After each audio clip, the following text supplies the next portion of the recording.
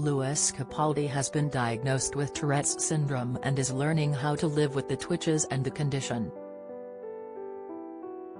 The Scottish singer, 25, says his decision to make his diagnosis public knowledge was due to the fact he doesn't want his fans thinking he is taking cocaine or something, as he opens up about discovering he has the condition that causes a person to make involuntary sounds and movements called tics.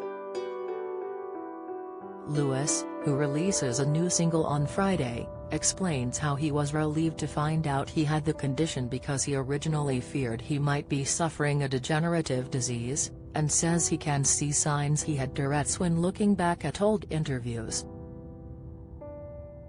The Hold Me While You Wait singer is being treated with Botox injections to freeze muscles to try to control the tics characteristic of Tourette's, and reassures fans his shoulder twitches are not as bad as it looks.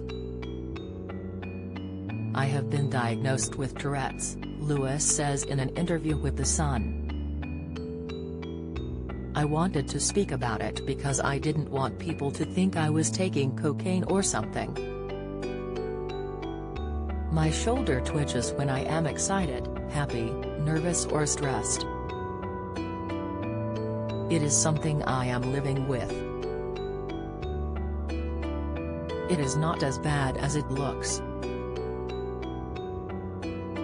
Louis' debut album Divinely Uninspired to a Hellish Extent was in the top 10 for a record 77 consecutive weeks following its release in 2019, and his first ever single Someone You Loved propelled the Scottish star to international fame the year prior to the album's release. Louis recently told fans during an Instagram live chat how the diagnosis now makes so much sense, after rewatching some video interviews from the early days of career in 2018 where he can see that I'm doing it, tics, when revisiting the old footage. The singer, who releases new music for the first time in 3 years at the end of the week, describes Tourette's as a new thing and explains how he is learning new ways to cope with the condition all the time. He describes some days as more painful than others, sometimes it's quite uncomfortable, but it comes and goes and he can sometimes go months without experiencing it. "I thought I had some horrible degenerative disease so I'll take Tourette's," he adds when opening up about his health, amid his comeback to the spotlight after some time away working on his second album.